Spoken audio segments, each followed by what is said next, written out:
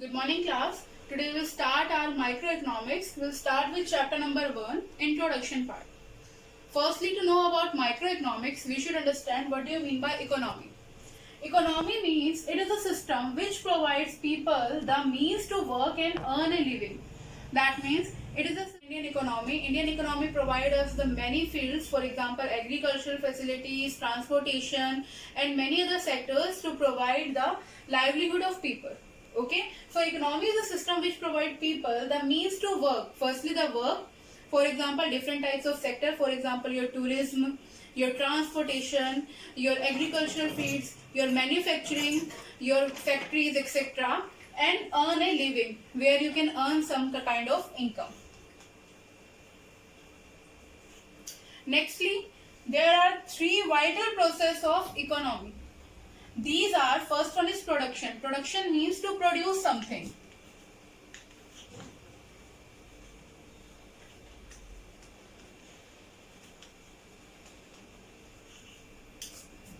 Like we do in the manufacturing part. Second one is consumption. Consumption means to consume something. For example, we are consuming every product which we are manufacturing, and most of the products which we are manufacturing. For example, we are consuming food, we are consuming drinks, etc. And last one is capital formation or investment. This is a main pillar of any kind of economy. If there is no capital formation, अगर हमारी economy में money ही नहीं होगा या हमारी economy में money बनेगा ही नहीं, हमारे पास पैसे ही नहीं आएंगे, so where the system will work. So it is a very important part of our economy. Our next topic is why study economy. Firstly, we have learnt about economy. Economy is a system. Now we'll study why to study the economy. Economy is very important because there is scarcity of resources. Now, what do you mean by scarcity? Scarcity means that our resources are limited, but our wants are very much exceeding. That is, when demand is Now we have discussed about what do you mean by economy. Now we'll discuss about why to study economy. Economy is a very important concept for every person. We have to study economy because of the problem of scarcity. Scarcity means when the resources are very limited but our needs are very much unlimited. For say, the supply is very limited in terms of our demand.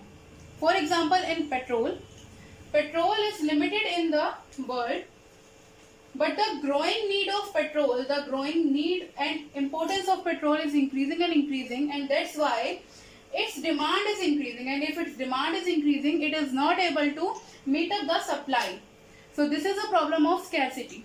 Scarcity is not the only problem because the resources are limited, but it is also a problem because the resources have alternative uses. Alternative uses means they can be used in different ways. For example, if we take the petrol is not only used in vehicles, petrol can be used in any kind of machinery, some kind of cleaning work, etc. Hence, the scarcity is the main problem to which we have to study the economy. Moving to our next topic, it's economic problems. What do you mean by economic problem? Economic problem is the problem of choice. It arises due to choices. We are human and we have different types of choices. We have unlimited wants. Our wants are never satisfying. For say, if I have 10 rupees, I desire for 100. When I will achieve 100, I desire for 1000. If I gain 100, then I desire for 10,000 or more. Likewise, human wants are unlimited. So, because of our choices and our unlimited wants, economic problem arises. There are mainly three types of economic problem. First one is scarcity of resources. As we have discussed in the scarcity concept, that the resources are very limited. Resources are very limited, and due to less supply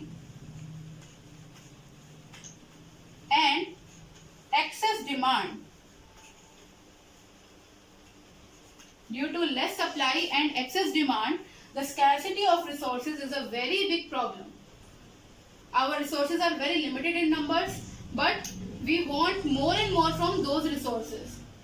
Nextly, unlimited human wants. As we have referred here, that if I have 10 rupees, then I'll desire for 100, then I'll desire for 1000, then I'll desire for more and more. That means our human wants are very unlimited. If I have one car, I'll desire for a very big house.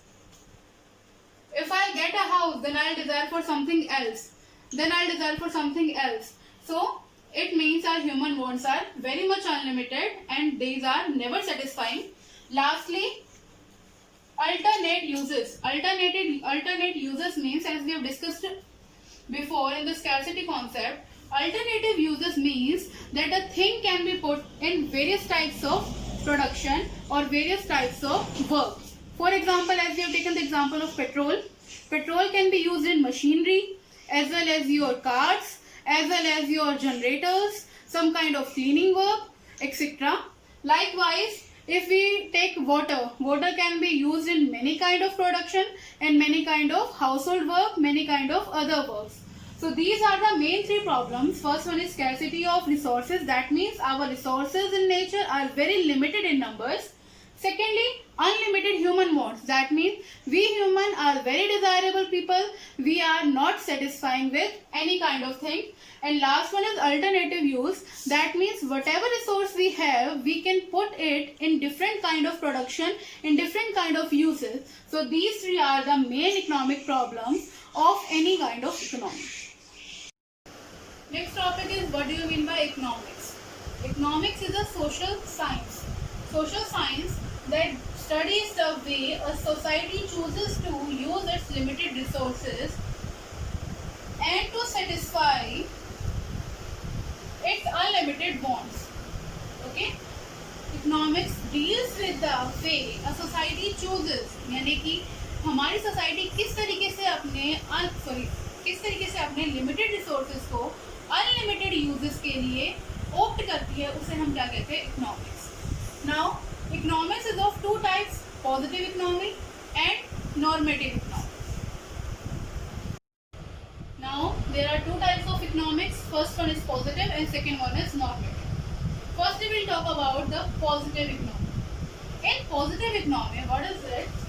It tells the situation which is currently prevailing in our country. Positive economy is the economy which tells us about what actually is there in the economy. That means actual situation. For example, like we are taking currently example, prices of petrol is increasing day by day. That is the actual situation. Now we'll tell about normative. Normative is just the ideal situation. It tells us what actually should be, what ought to be, or what an actual situation should be like. For example, if you are taking positive, in positive you are taking that prices of petrol are rising day by day. But ideally for economy, it is very good that prices should be less. Yeah, prices should drop out. But actually it is not like that. Okay, so the main difference between both of the economics is, this tells the actual situation which is prevailing in the economy, and this tells the ideal situation which should be prevailing in the economy for the benefit and welfare of the people. Also, this gives no value judgment. It gives no value judgment. That means ये आपको कोई benefit नहीं दिखा रही है कि अगर हमने ये चीज़ कर दी तो इसका क्या बेनिफिट हो रहा है. जैसे कि अगर हमने प्राइस हाइकिंग कर दी, तो प्राइस हाइक करने से, अगर हमने पेट्रोल के प्राइस हाइक करे हैं तो पेट्रोल के प्राइस हाइक करने से हमें क्या बेनिफिट हो रहा है या क्या लॉसेस हो रहा है. It will not work on that, but this will work on that. ये आपको वैल्यू जजमेंट प्रोवाइड करेगी कि अगर हमने पेट्रोल के दाम बढ़ा दिए, पेट्रोल के प्राइसेस को अगर हम हाई कर रहे हैं, तो हमें रिजल्टिंग में क्या क्या प्रोवाइड होगा और क्या क्या हमें लॉसेस फेस करने पड़ेंगे.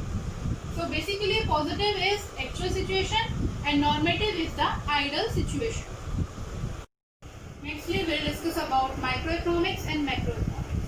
When we are discussing about microeconomics, look at here, micro means that is individual.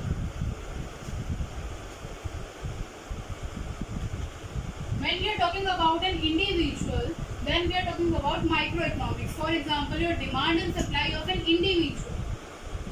Now coming to macroeconomics, macroeconomics means when we are discussing about aggregate, yeah, as a whole. When we are talking about all or aggregate, that means complete nation, combined demand, combined supply and combined economy. Okay, so microeconomics is a very small concept, whereas macroeconomics is very wide concept. It includes the demand and supply of an individual, whereas macroeconomics, it includes the demand and supply of aggregate as a whole. Now moving to our next concept is central problems of an economy. Central problems of an economy means in an economy what we should produce to satisfy the wants of people, how to produce and for whom to produce. For say if I am making some kind of bread, तो वो bread मैं किसके लिए बनाऊं, कितना बनाऊं और कैसे बनाऊं, मशीन से बनाऊं या फिर मैं लेबर का यूज़ करूं, रिच पीपल के लिए बनाऊं, ब्रांडेड बनाऊं या फिर पुअर पीपल के लिए बनाऊं, लो क्वालिटी प्रोडक्ट बनाऊं. तो इन सारी प्रॉब्लम्स को सॉल्व करने के लिए we have to study central problems of an economy. There are mainly 3 types of central problems. What to produce, next one is how to produce and next one is for whom to produce. Firstly, we'll discuss about what to produce. What to produce is a problem which deals with what products are to be produced in the market to satisfy human wants. For example, अगर यहाँ पे एक war time चल रहा है, लड़ाई चल रही है, कहीं पे झगड़ा चल रहा है, so we'll produce more kind of bullets, guns, that jute bags या मेडिकल सप्लाईज एक्सेट्रा. वेयर अगर बहुत ही पीस टाइम है, दूर दूर तक हमें लग रहा है कि कोई वार नहीं होने वाला, सब कुछ सब हेल्दी है, so we'll produce more type of your consumable goods या healthy goods. For example, your bread and butter will produce more eatable products, will produce more enjoyment products. For example, PlayStations हमने बना लिए या छोटे छोटे types के games हम बना रहे हैं. So that depends on the time. Nextly, capital products. Capital products means if you are making more of machineries, आप मशीन मार्केट के लिए बना रहे हो, आगे सेल आउट करने के लिए बना रहे हो, या कंज्यूमरेबल गुड्स आप लोगों के पहनने के लिए या कंज्यूम करने के लिए बना रहे हो. जैसे अगर आप सिर्फ कपड़े बनाते हो, if you are making clothes, that means you are making consumerable product. And if you are making some kind of cars और machines to work in engineering firm, so that will be your capital good. Next one is how to produce. How to produce is a very typical problem.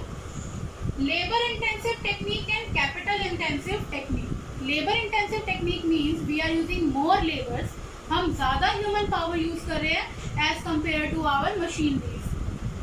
As vice versa, CIT means capital intensive technique. That means we are using more of capital, more of machineries as compared to labor.